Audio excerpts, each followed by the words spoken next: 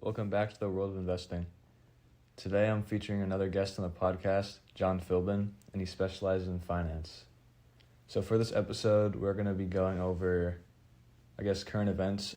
So to start, the looming recession in the United States. So economic experts, they're once again ringing the alarm bells over an imminent downturn. And they're saying that a U.S. recession is coming, most likely in the second half of 2023. And many experts are saying this. For example, the JP Morgan CEO, he warned recently of a great economic danger lurking over the horizon. He also stated that he would take a mild recession happily. And this recession will possibly happen for two reasons, because of higher interest rates and tightening credit. And so I guess I'll turn it over to John Philbin to talk more about this. Thanks, Cole. Thanks for asking me to come on your podcast. It is an interesting topic and one that's discussed constantly in the financial news. So where are we? Where is the Fed specifically in its targeting inflation, trying to bring inflation down to 2%. And what are they going to do to the economy? Are they going to break it? How severely will they break it, if at all? So, yes, the Fed attacked inflation by raising interest rates quite dramatically, most dramatic I believe in history of the U.S. economy and the Fed's role in managing inflation and employment. And so with that kind of dual mandate of managing inflation and targeting full employment, those two things can often not be in line. So right now, with the Fed trying to bring inflation down, it's raising interest rates. And when they are looking at the data that comes in, they are still seeing that labor is strong. Labor market has run hotter than the Fed leaders expected. U.S. employers added a solid 253,000 jobs last month. Unemployment fell back to a multi-decade low of 3.4%, and average hourly earnings rose 4.4% from April of last year. So the labor market is still hot, and Fed chairman has indicated that this is a key data point, and wages have gone up a lot, and that has contributed to significant inflation. So when people have more money, people earn more, they're going to be spending, and that's going to be putting demand on supply that is not at equilibrium, and so you're going to have upward price pressures. And so they want to attack the labor market. They want people to actually lose jobs, which is kind of unfortunate for those who are losing jobs, but they're looking at the overall longer term benefit. They rather sacrifice some jobs and have some increase in unemployment than have inflation get out of control, which they believe would have more of a detriment on the economic health of our economy. And also, in referring back to the Federal Reserve, Congress also has power to, combat inflation. Congress does a lot of spending, and if they cut some of that, that would obviously reduce inflation. Also, with Congress's fiscal policy powers, it can go after the sources, which cause rising prices in the economy, for example, like housing or healthcare. Congress could also make laws and policies making it easier to build homes, and that's another way of how they can reduce inflation. Yeah, fiscal policy, Cole, is very important and can drive supply and demand. So, unfortunately, Washington can take a little time in getting their house in order, so to speak, and really, are they going to have a direct or as immediate impact on the economy with their their budgets and the laws that they're passing? In fact, right now we're at an important crossroads. As you know, Janet Yellen spoke after the market today and said, reiterated, there's not much time left. We're going to run out of money, and if Congress does not increase the debt ceiling, so we need to pay the bills and ensure or reinforce that the U.S. debt is in fact risk free. So that's a key and important point to make is that when Congress kind of plays with this important benchmark, they risk quite significant and disastrous outcome. We've paid our bills in the past. We've come to this situation before, and Congress has been able to get it together and increase the debt ceiling. And so we hope that happens again. If they don't, then you're going to have risk-free debt that becomes riskier. And so how does that impact the financial markets? Well, you can imagine that would impact them quite dramatically. Yes. Create volatility, uncertainty. As you know, a lot of financial modeling, valuation is based on the U.S. risk-free rate. And that's been, in all of finance, determined to be the benchmark. So relative to the risk-free rate, what are you buying? If you're buying a corporate bond, you're going to be, paying additional premium on top of the risk-free rate to quantify that additional risk that you're taking on. And so there's models that will be impacted, swap markets that will be impacted, and clearly it's going to be a problem if they can't increase the debt ceiling. Mm-hmm. And when going back and talking about the power that Congress actually has to curb inflation, it's important to recognize that they have actually done stuff, like you were talking about it briefly. For example, the Inflation Reduction Act of 2022, that was a landmark United States federal law, which, like I said, aimed to curb inflation, and specifically did so by reducing the deficit, lowering prescription drug prices, and investing into domestic energy production, while also promoting clean energy. Yeah, that's a great point. They Congress can act effectively, but it's hard to take the checkbook away, so to speak, and have them reduce spending and programs that their constituents want. And so that's the difficult thing being a politician, and I wouldn't want to be in their shoes. That's for certain. Yeah, it's obviously easier said than done. It's much more complex. It is very complex. Even dealing with other issues like the banking crisis, they have a play in that. They can really, with regulation and oversight, encourage, appropriate, management of the banking institutions. And, we know that the credit crunch is a real thing. When something happens to a bank defaults and lending tightens up as the banks want to shore up their balance sheets, that can be an impactful,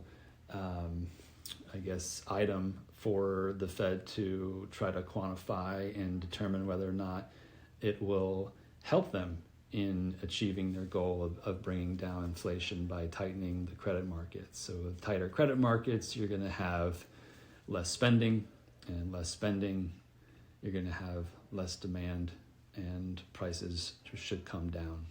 So how much will that impact inflation? No one knows. The Fed's trying to figure that out. Data comes in, but it comes in slow. There's a lag, so they're still on point. They're still focused on inflation, and when they look at their models and their numerous indicators, they'll make the determination whether to continue or not on raising rates. And so that I don't think is a real impact right now, meaning on financial markets, meaning there's kind of an expectation, okay, yes, they're going to focus on inflation. I guess the real kind of question right now is what's going to happen to the economy. Is there really going to be a recession? How severe is that recession going to be? Some people think that there might not be a recession at all. And it remains to be seen, and we will definitely find out in the near term. And currently, like for the listeners, we're not in a recession right now, and I think it's important to kind of explain why we aren't, and like why there's this gap between recession and not recession, and also why we're so close. Can you touch on that a little bit? Well, we're not in a recession because the economy is growing. There's still a lot of demand out there. The consumer is still healthy. They're spending, and so obviously that shows through with prices and inflation not coming down as quickly as the Fed hopes. So we're not in a recession, and so will we be? Potentially. The economy will have to contract, meaning that it'll have to have negative growth. And the Fed is willing to have that if that means bringing down inflation. As I said before, inflation in their mind is more negatively impactful and can cause more systemic issues than dealing with a recession. And they can deal with a recession if the contraction is too severe and their inflation is under control. Then what can they do? They have the power of adjusting interest rates. So they'll bring rates down. So when they bring rates down, cost of capital decreases and people will start spending more. And in regards to how the economy is impacted, not domestically, but I guess internationally, the impact that other nations have on the U.S. economy? There's obviously a connection, a global connection in the current world we live in, more so than there has been in decades previous.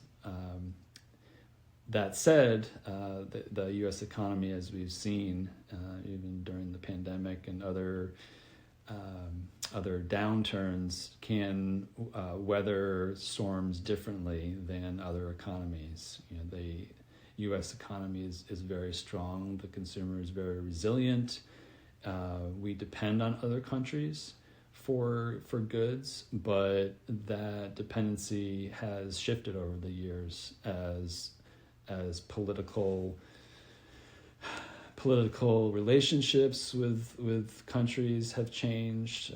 As you probably recall, with Trump and China, we reduced relations with China dramatically when Trump was in office, in terms of increasing tariffs, trying to really get back our foothold. It was the view that that China was taking advantage of technology and flooding the market with really cheap goods like steel, and we were hurt by that. But as I mentioned, the U.S. economy is strong. We have our benefits from technology, not so much manufacturing technology that occurs elsewhere in the world, with semiconductors in particular. We're trying to change that. We don't want to have a complete reliance on other countries as geopolitical issues can occur. Specifically with Taiwan being a center for semiconductor manufacturing, and China's eye on Taiwan and control over Taiwan. We want to try to, and Congress is doing this, we want to try to create independence and have a strong independent manufacturing center here in the United States, so we're not as dependent on other countries.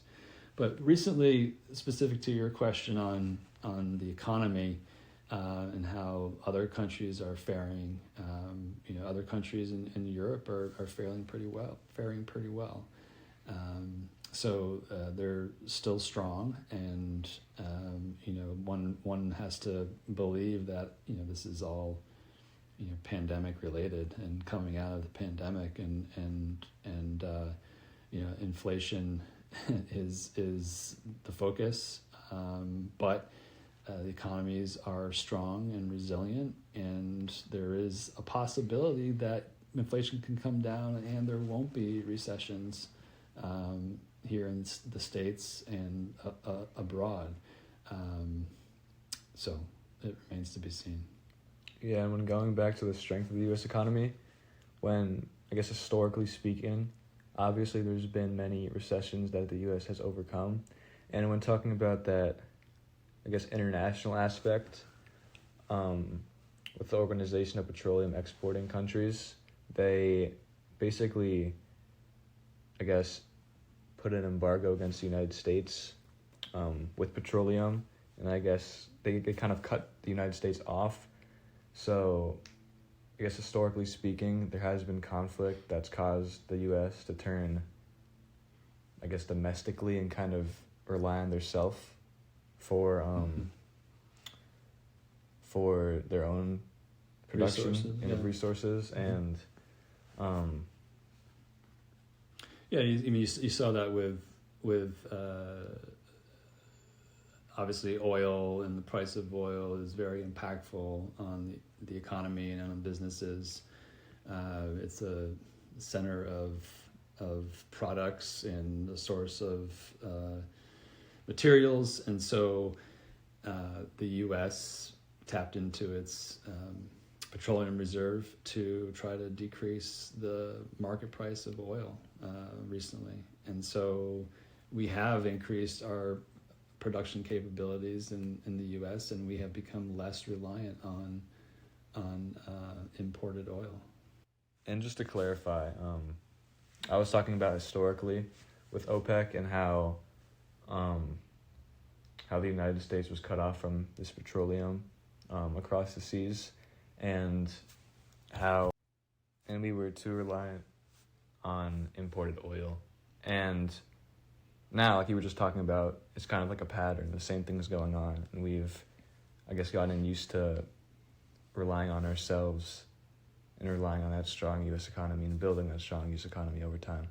Yeah, I mean, you can have that focus of self-reliance. I guess what some people might even call it isolationism to an extreme. But you, with the world and the desire to have growth, there will always be an interconnection, particularly with oil as a resource, since there are vast,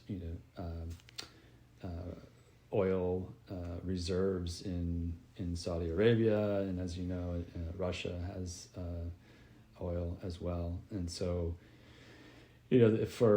while the economy is in the form it's in now, and businesses in the form and materials are what they are, it's going to be a resource that is.